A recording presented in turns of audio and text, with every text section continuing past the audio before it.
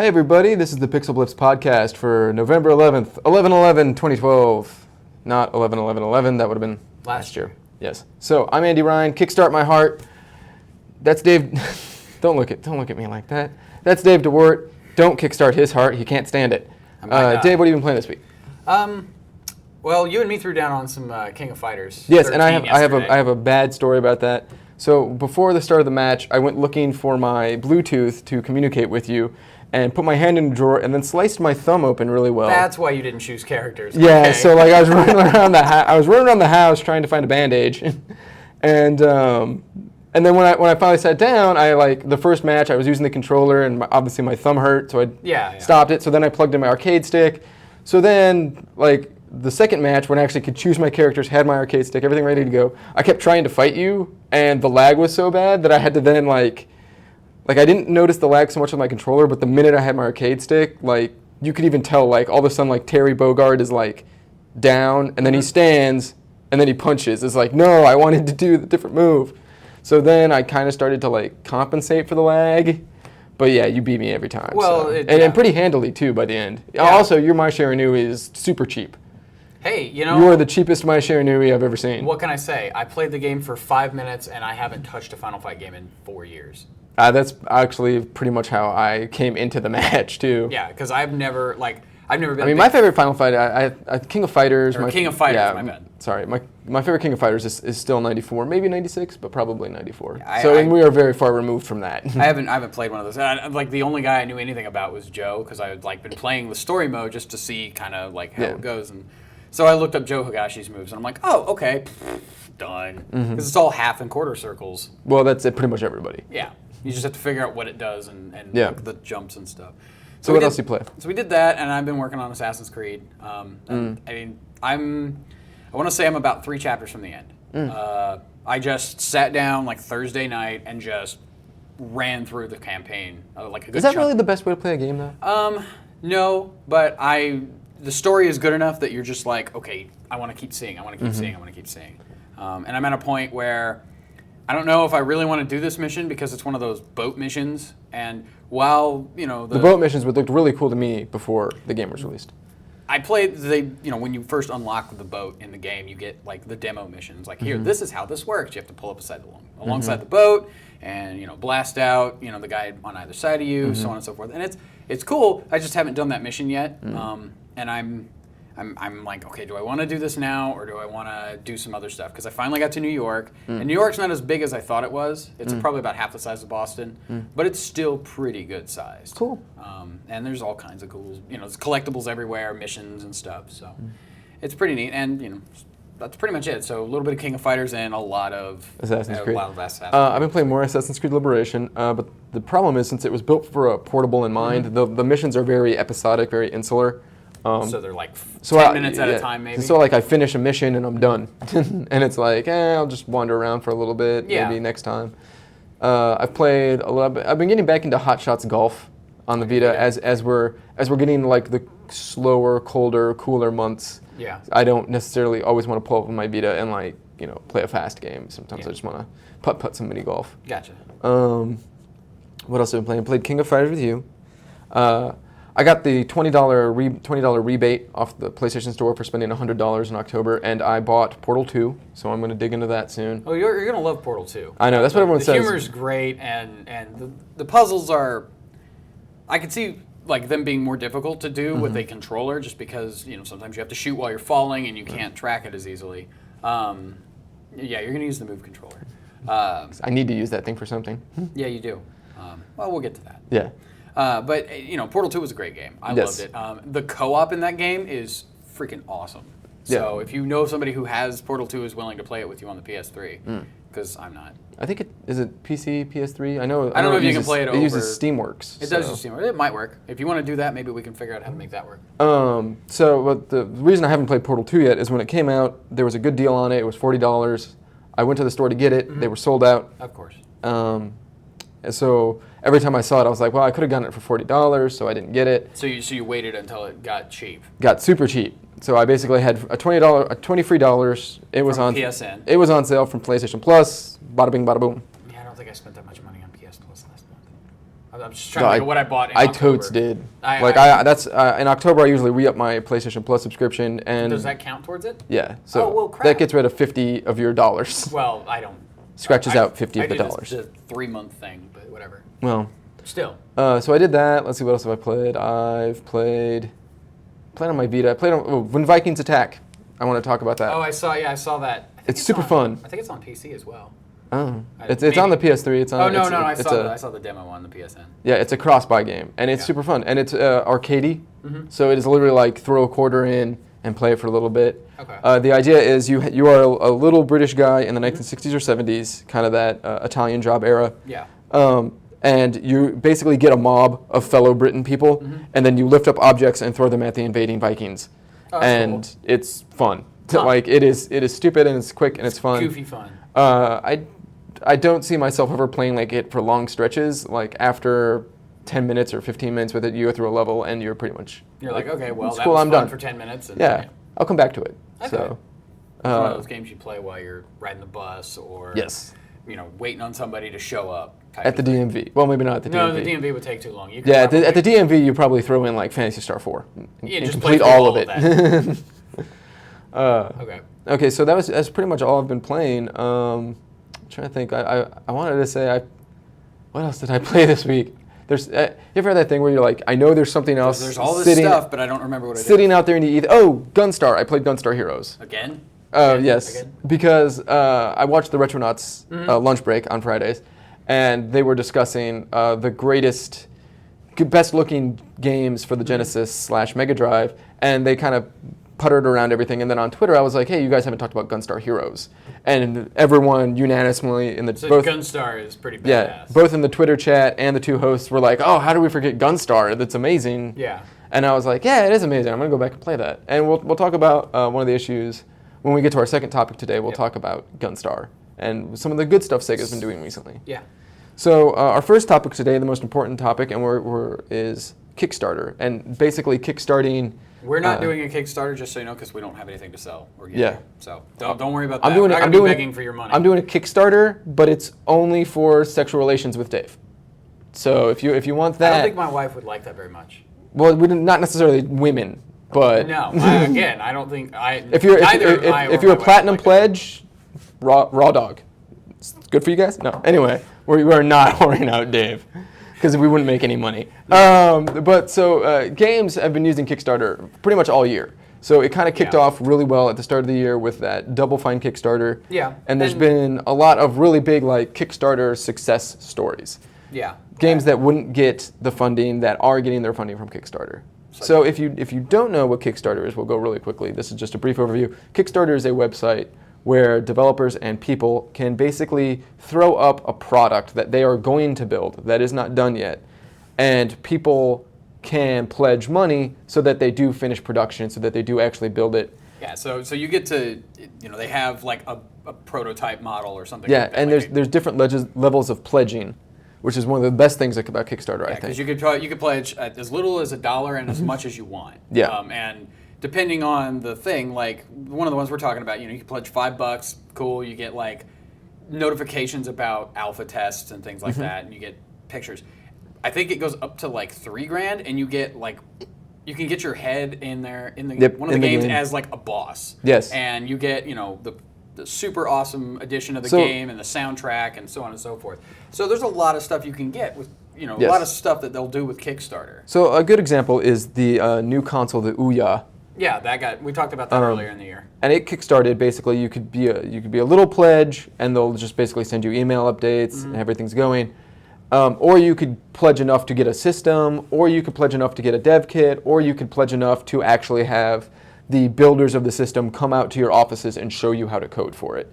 So, that'd be cool. I mean, it was a pretty big swath, and that's I feel like that community interaction is the best thing about Kickstarter. Yeah, it is. So the two Kickstarters that launched this past week that got my attention. I think not many Kickstarters have. The Double Fine Kickstarter got my attention. The Ouya Kickstarter got my attention. Victor Ireland, and Gaijin Works and Monkey Paw, when earlier this year they kickstarted a premium edition of Class of Heroes 2, which fell through. No. Yeah. So these don't always come to fruition. The good thing is if it doesn't fully fund, no one owes any money. Yeah, you get the money you pledge doesn't actually get paid out until the Kickstarter's over. Yeah, and it has reached its goal. Or it has reached its goal because the Ouya one hit its goal in like a couple of weeks. Yeah, but no one paid. No one paid until the thing was up. Yeah, but once that happened, they got their millions of dollars, however much it was for. So the Class of Heroes 2 Kickstarter was basically, because it's going to be a console game, it already had to be finished. Already was going to go through QA and all that stuff. But what they did was they wanted to do a Working Designs-esque premium edition. Yeah. It didn't get kickstarted. It was probably to date one of the most interesting Kickstarter fails, because basically they came into it not really knowing what to do, not really understanding the system. So then, from what the failures of Class of Heroes 2 Kickstarter, Pierre Solar has kind of come out of the gate, making up for all that stuff. Yeah, and that's one of the learning from the problems. So Pierre Solar is something that I've been really interested in for a long time as a Genesis classic collector. It's a game that basically around the turn of the millennium, 2000, 2001-ish. Went into development in like 2001, 2000. Yeah, basically it was a bunch of fans of the Genesis Mega Drive that said we want to celebrate that 16-bit era of RPG, and ended up making the largest Sega game of that time, which released it a couple years ago in like 2010. Yeah, and its eBay prices are crazy. Yeah. For the Pierre Solar. Well, there was only maybe a few thousand carts produced, so and they came in a really nice box with like a cloth map. I mean, it was the full nine. Yeah, but now they're doing a HD remake. Yeah, Pierre Solar HD remake. Yeah. It's kind of interesting. It's your standard JRPG. You're a guy. You have to go save the world or whatever. I've never played the game, so I don't know a lot about. Yeah, I haven't played the game either. I just really want to. But it's the way they HDified it. Like you think of your standard 16-bit Final Fantasy Star-esque JRPG. So they take those backgrounds and then they basically redraw them. Redrew them, and now they're HDified. One of the good things I read is that they're kind of also trying to keep that 16-bit era look. They are trying to keep a lot of the 16-bit stuff. So like I think all from what I've seen, the character sprites are still sprites instead of hand-drawn animated characters. Yes. So it's like an amalgamation. But it's not like 16-bit. I mean, they're like moving it to kind of the 32-bit. That era. Gap. Yeah, that era where it was like, is this actually a sprite or is this an animated model type thing? Yeah. But it looks really good. Yeah. And for all intents and purposes, everyone that's ever played Pierre Solar say this is like the greatest 16-bit RPG up there, standing on the shoulders of things like Phantasy Star 4 and Final Fantasy 3/6. Yeah. And it's great and it's good. And one of the cool things, because I jumped on this Kickstarter boat almost immediately. Yeah. And so two good things about it. The first good thing, we'll get this out of the way, in an update I received, they've included the entire 64 meg original Sega Genesis game in the HD game. Basically, around the start of the game, there's an item that you can find that is called Mega Cart. And if you use Mega Cart, it turns everything back 16-bit. But you could switch it back at will? Or? I don't know that much cool. yet. Like, if you want to play the original version of the game, you can play it. It sounds like they've hidden it in the game. So it's reminiscent of those old school like cheat codes and stuff. Well, you got to find the special item. Yeah. And that's kind of cool. But so one of the interesting things I think about this game is it's coming out, it's supposed to... And here's the second thing that has me super excited for the game. It's slated to come out next year. So it's going to be out for, your Xbox, your PC, Mac, and Mac. iOS. iOS, Mac. It's the same. It's the same thing. Yeah. And it's coming out for the Dreamcast. Boom! So, I mean, I guess it makes sense. They released the original game on the Genesis Mega Drive. And then they're going to re-release the HD version on the Dreamcast. Apparently Andy is very happy about this.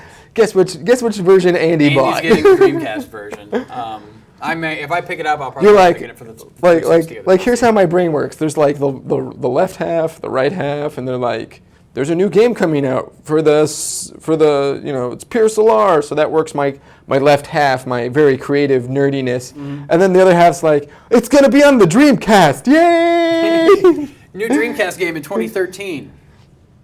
But new Dreamcast games have been coming out steadily over the past 10 years. But that's because that hardware was pretty easy to code for, and the fans love it, as you can tell by my little happy hula dance.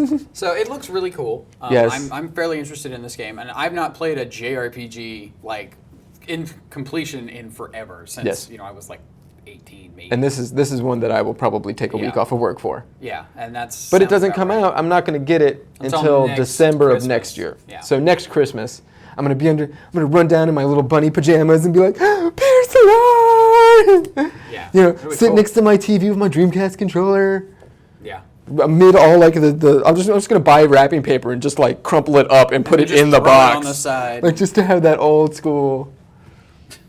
Don't laugh at me. Just be surrounded by crumpled. So one of the other Kickstarters that we caught our attention this week is Sports Friends. So Sports Friends there's been this game in development, an indie title. Well, it's actually a series of 4 indie developers. Yes. And 4 indie games. That they've all come together. And they're going to try like a Hall of Justice. Yes, of very artsy looking sports games. So Sports Friends is spearheaded by a very popular game that I've tried.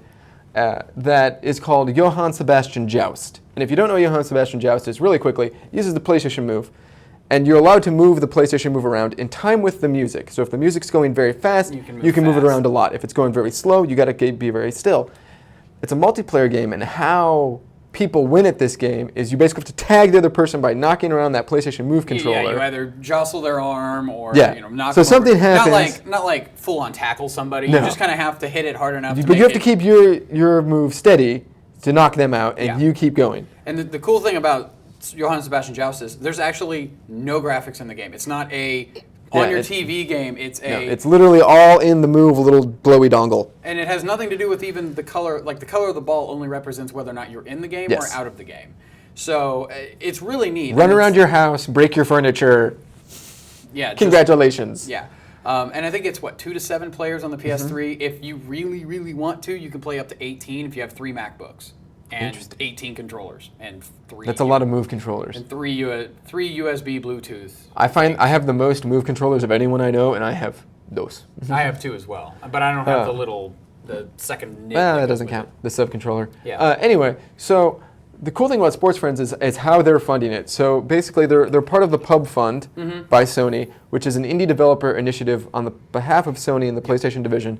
And basically, Sony will front them however much money they want.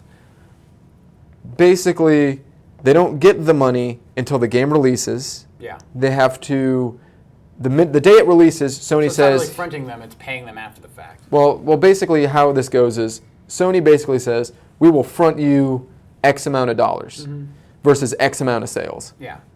So the day it releases, Sony gives them X amount of dollars, whether it's $100 grand, $200 grand, $300 grand. I've seen one that was, I believe, $600 grand was the number. And Sony says, here's that chunk of change. They don't get any money off the sales until they get past that chunk of change. Well, that makes sense. So if it's $600,000 and they never get $600,000 in sales, they don't own it. They don't own Sony on anything. No. But at the same time, Sony also fronts them like PR, ad space on the PlayStation Network, spots on the blog. I mean, Sony does a good job of promoting Pub Fund games. Yeah. So that's half of Sports Friends' coding money. The other half is Kickstarter. Yeah. And basically, since none of these games in the Sports Friends bundle were built to run on a PS3, they need to hire somebody to code these things to run on a PS3. Because right now, I think a lot of them run on various versions of Windows. Yeah. Except for Johann Sebastian Joust, which does not run on Windows very well right now. Yeah, Johann Sebastian Joust doesn't run really on anything. Game. Yeah. It's a Mac game at the moment. But a lot of what I remember they're the demo they set up with us, they had an iOS book, and then it took them 15 minutes to get everything set up so that it would even recognize one PlayStation Move controller. Yeah, and then they had to replicate that a handful of times. Yeah, so basically before we got to play Johann Sebastian Joust at this comic convention I was at, and I was waiting in line, like the first person, the minute they said you could play it, is they had to basically build around it. And then, boom, it worked. Yeah. And it was like, yay, cool. So, let's play. And they're real prototypey right now. Like at least Joust is. A couple of the other games, or one of the other games is called Barabari Ball. I think that's how you say that. If I'm correct, this is the game that is like Super Smash Brothers and Pong.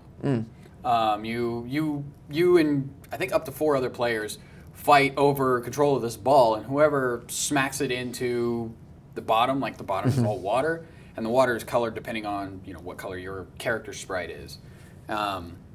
So a lot of these games are, what do they call, spectator-friendly competitive games. So there's no blood, it's not super violent or anything. They're all just real minimalistic sports games, and they look like a lot of fun. Yes. And you wouldn't normally be able to play them unless you went to one of these events, like. Yeah, at this point. And so they're kind of they're carting out the games for cons and things like that, and that's how they're drumming up support for the Kickstarter. Now, the Kickstarter information I have is about a week old, but they're at like 18,000 of their 150. The Kickstarter money is basically to pay a couple coders to build these things for the PlayStation 3. Yeah.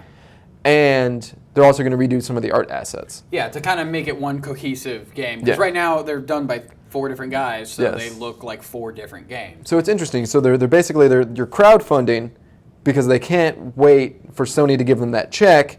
But then once Sony gives them that check, they'll be fine and keep going. Yeah. You wouldn't normally get to play these games, and that's the big thing about Kickstarter.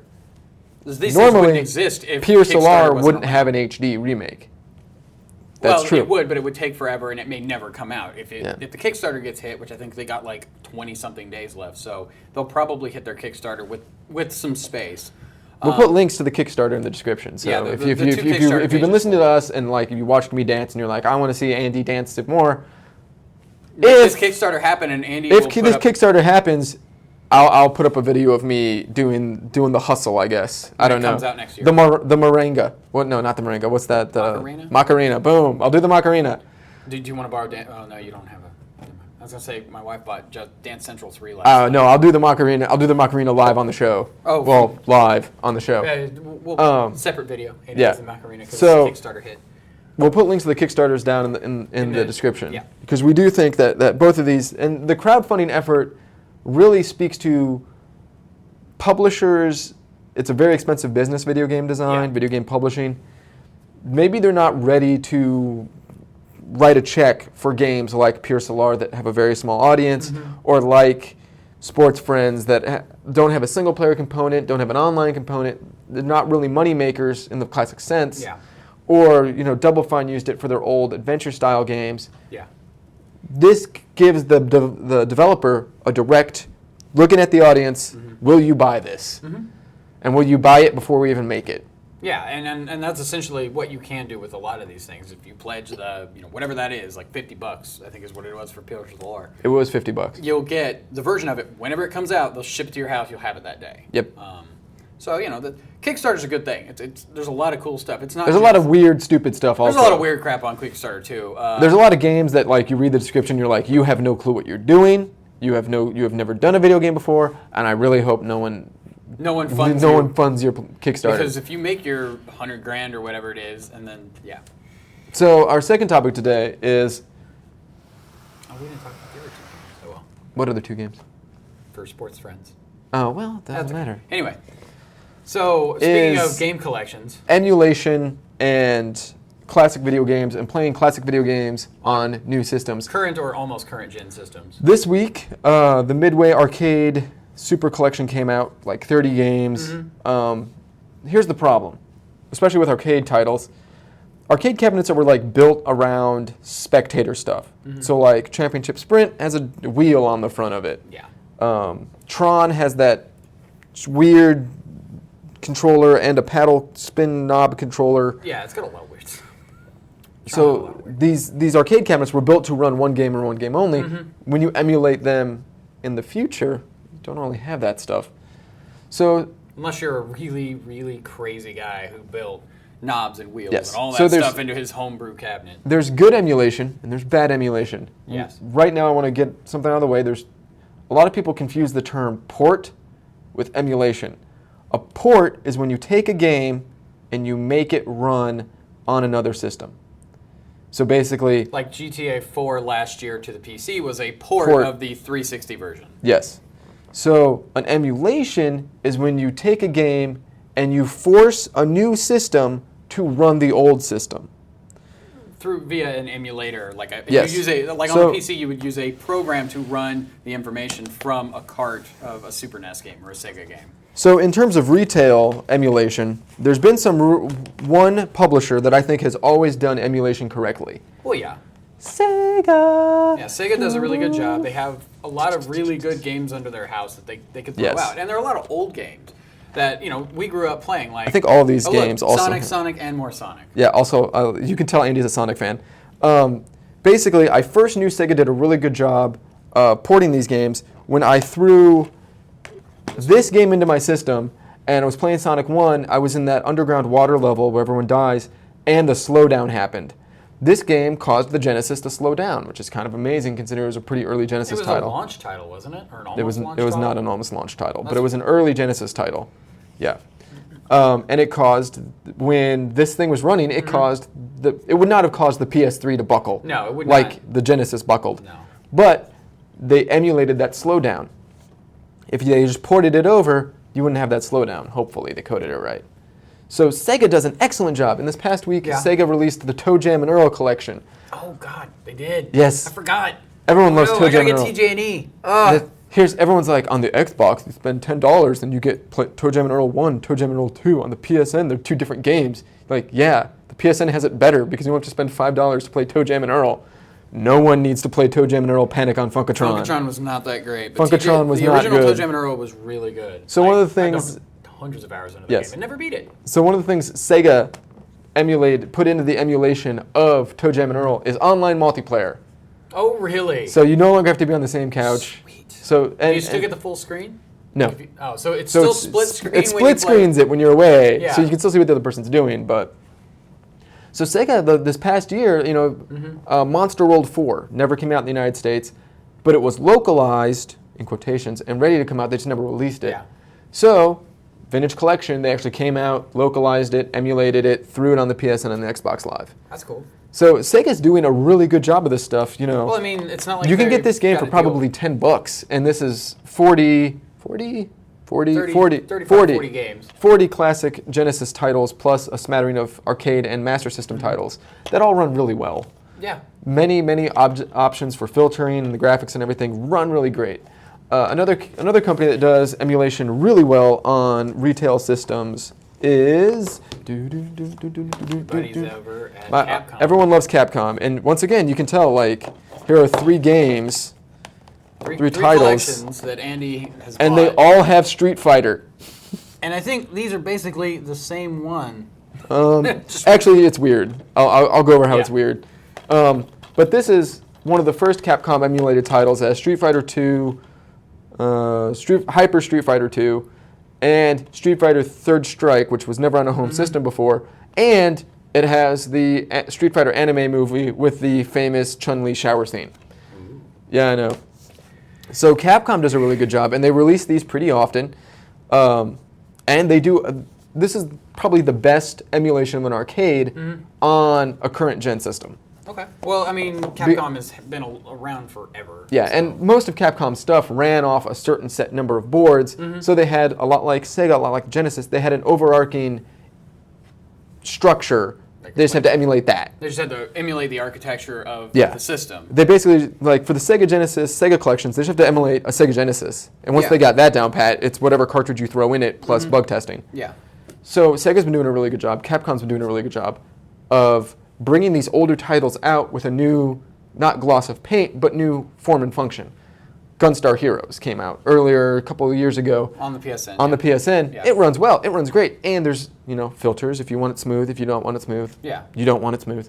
It looks weird. Everything's all blurry. Capcom released recently the Marvel vs. Capcom Origins collection with a ton of different filters and stuff, including an over-the-shoulder filter, which everyone in the gaming press, and myself included, love.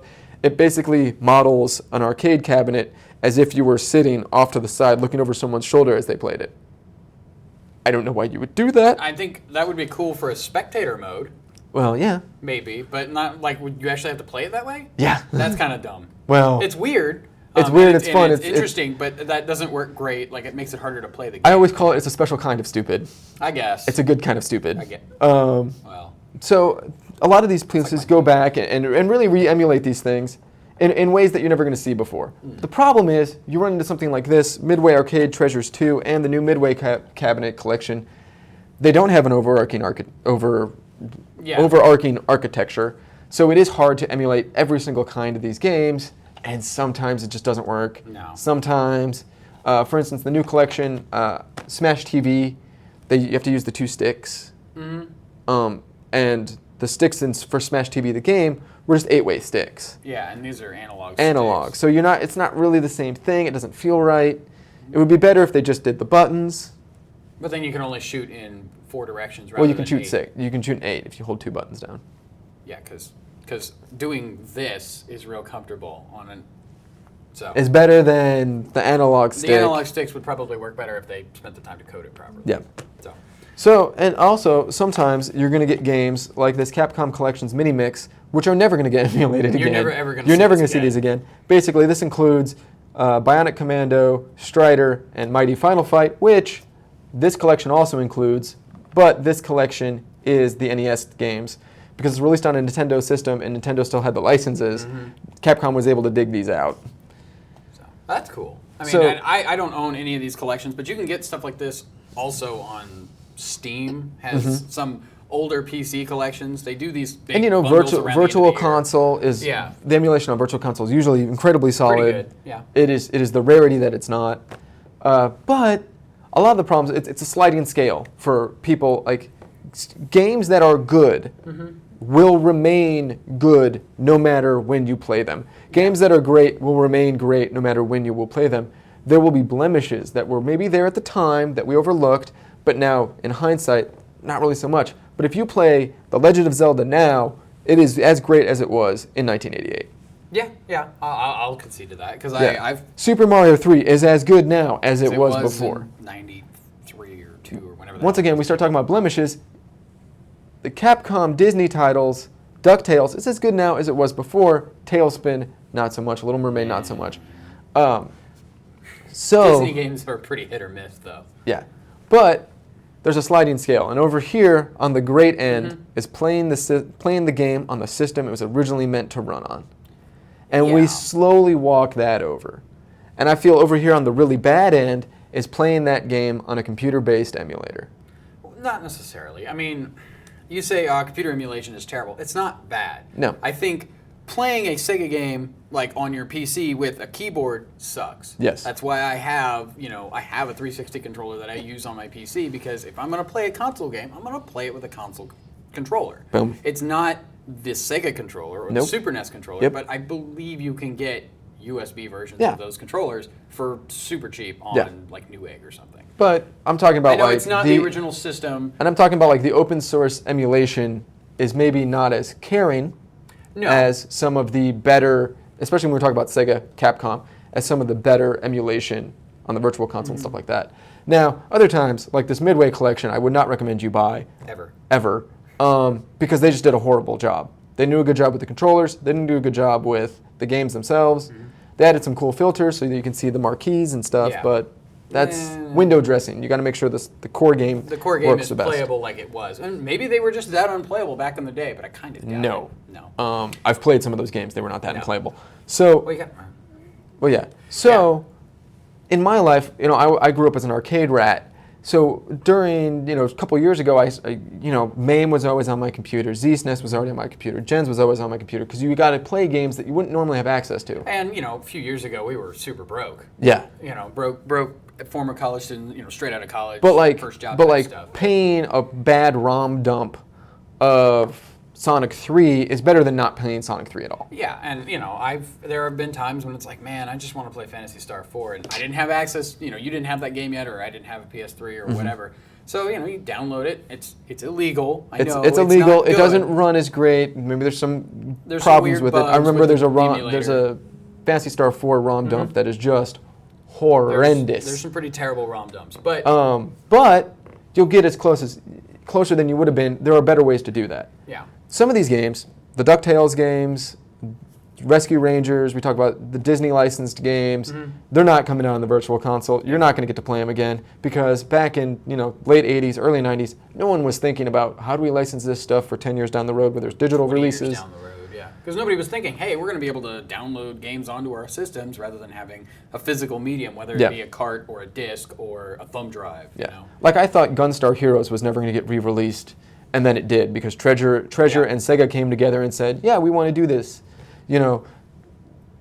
Lunar 2 Eternal Blue is probably never going to get re-released because it's very unclear who actually owns the rights to release that in the United States. Which would be nice, even if you get that's why they had PSN Well, release. but that's the problem. That's why they had to go back with Lunar Silver Star Harmony, is they basically had to redo the entire game and release it. To know that they actually had the rights to release it. Because they didn't know, does Ubisoft still have the rights to this franchise? Who has the rights to this franchise? A lot of these franchises, some of these older franchises just got bought up either when the developer tanked or, they just got bought up in a giant, fire cash sale grab. Basically, Midway now owns a bunch of the arcade cabinets, which are actually owned by Warner Brothers, which is the super weird thing because Warner Brothers bought parts of Atari Arcade, they bought parts of Midway, they now have everything under one roof. They released this collection. So it's very weird, and as we go back even further into the arcade world, it's who owns the rights to the Willow arcade cabinet. So a couple years ago, who still owns the rights? Dave and I got tired of half-assed emulation, it not feeling right and not being right, and we actually built ourselves a MAME cabinet, which is still in my house. It still works readily well. Unfortunately, we either A, don't have the technical skills, or B, just don't want to spend all the money to actually put arcade sticks. So we use little USB I have PS3 looking controllers. I have a 6-button 2-player setup for Street Fighter 2 that eventually at one point we're probably going to get wired together. Maybe. But we just have to bolt it on the front of a Shenlov cabinet. Which was actually an old Data East cabinet. Well, it was actually not even a Data East cabinet. It was an old Midway cabinet that transferred into a Data East cabinet, which... Yeah, it's weird. Yeah, if you find an arcade cabinet, great.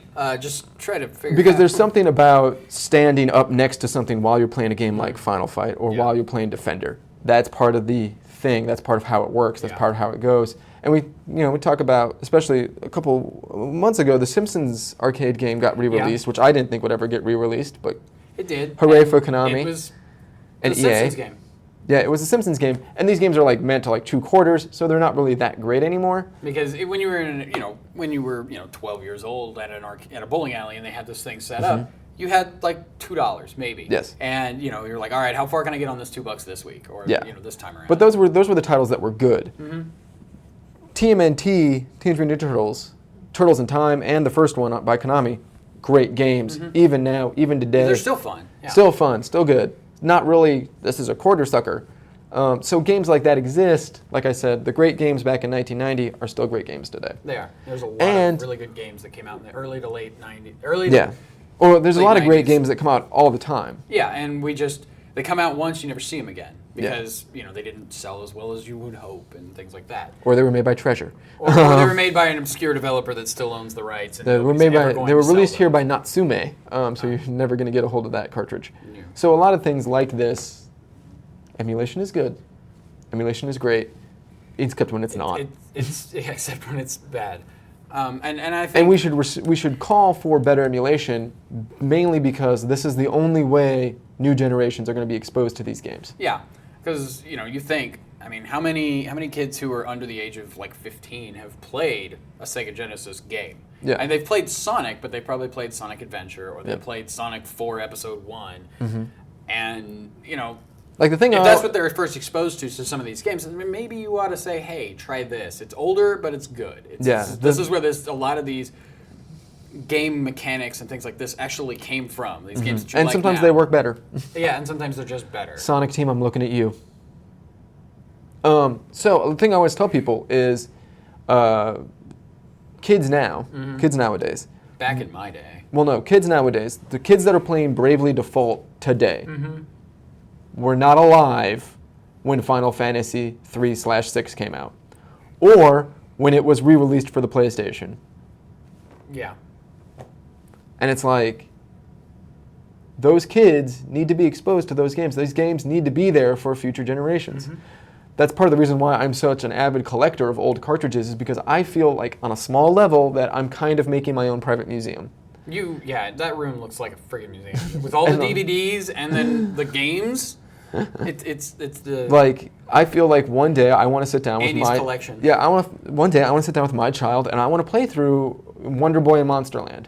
Yeah, okay, I can see that. Like I want Expose to the show kid them to a pedigree of video games. like, dude, this is Adventure Island and I loved it when I was your age and you'll probably love it too. Because if there's one thing I figured out about kids over my entire life of all these different generations of gaming, kids don't care about graphics. Initially, no. Once they hit to about 7 or 8, and they're no. It's I would say until you are in middle school, that's the only time graphics matter. So 9, 10.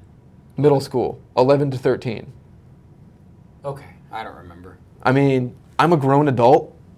Graphics And guess still what? don't matter. And guess what? Tecmo Bowl is still better than Madden, and I will fight anyone that says otherwise. It's because you can't play Madden. No, it's better than Madden. It's objectively better than Madden. So It's not better than Blitz. no, it's not better than Blitz. Anyway, kids you need to hold on to these things. You know, not everyone's going to be like me. Not everyone's going to have a dad who held on to his cartridge of zero tolerance for the Sega Genesis to specifically show a future generation how bad first-person shooters were back in the day. Yeah. So kids need to still be exposed to these things, and they need to be exposed to them, like I like to say, warts and all. Yeah, and you know, doing it with a PS3 or a PS4 sometimes, at some point. Yeah. Sometimes the blemishes make those games the masterwork. Yeah, that's true. So you can, like the smoothing filter on literally all of these games, I always turn off because it never looks good. It looks weird, and I would rather have it look real pixely. because that's what you want. Because you're playing the classic version of this game. You want the pixelated version. You want the way that it looked when it was released and you were playing it on the Sega or the SNES or the NES. In fact, let me think about this. Kids playing Bravely Default today were in preschool when Final Fantasy VI was re-released for the Game Boy Advance. And the PS1. PS1. No, it was Advance was years later. Okay. So anyway, Yeah. please, Expose your kids. expose to old video games. expose future generations to old video games, and the only way we're gonna have to do that, we're gonna get to do that, is through emulation, and demand better emulation, please, because those every single game, well, not every single game, but most of the games on that Midway collection are really good games. They're just deserve ported better. terribly. Yeah. Or emulated terribly. So I would say the top 3 things that every emulation company needs to put in the game is 1, you need to be able to assign keys. Put the buttons where you Button want to assignment, wherever you want it, totally custom. 2, Controller configuration. the more video options, the better. You know, I turn off scan lines, maybe someone else wants scan lines. I turn off smoothing, maybe someone else wants smoothing. Everything, I turn off widescreen. Give me the options to do all Give me the stuff. options. Options are always better. And the number 1 thing that I would never thought I would say, put online multiplayer into these games. Or leaderboards. Or for single leaderboards. players. Yeah, leaderboards would be For so Galaga, great. Yeah, yeah. if you auto-updated leaderboards, I would never get off some of these games. I mean, so those are the 3 things. Those 3 things. That's all you need. And they're not hard to implement because we've seen them implemented in other emulation games. Like, Toe Jam and Earl has online multiplayer. We just talked to... Since when did you ever think you were going to when did I think I would say that sentence? 2, Marvel vs. Capcom Origins Collection has an obscene amount of video stuff. 3, the old Xbox Live and PSN releases of those Midway games, because I have some of them, had online leaderboards. Like, I played Rampage a lot because it had an online leaderboard. Yeah. Gunstar doesn't have anything like that, right? I don't think Gunstar has an online leaderboard. And you're going to put achievements in everything anyway, so just put achievements in these. Achievement the crap out of it. Hey, you beat level 1 of Sonic 1. Good for you. Yeah. Here's a cookie. One of the few things I have a platinum trophy in is that Sonic collection, because I was like, if there's anything Andy needs a platinum trophy in, It's got to be this. I have to make sure people know that I'm awesome. So, please, kickstart games that you're going to want. Yes. So, new games come out. Please tell these emulation companies through your wallet, through your dollar, that we demand better emulation. And we would love to see collections, on the new systems when they come out next year or in a year and a half. So when games like Monster World 4 come out that didn't come out here before, buy it. when games like Toe Jam and Earl come out, and I haven't bought Toe Jam and Earl with online multiplayer, I haven't probably bought it still have to yet go either, ahead and but do I that. probably will. So when Toe Jam and Earl comes out like that, buy it. Yeah. Support these games. And congratulations, Sega. Congratulations, Capcom. Warner Brothers, Midway, Atari, whatever we're calling you right now. Please work on it. Please, you can do better. Fix it. These games deserve better. So, Yes. don't forget to spay and neuter your Pokemon.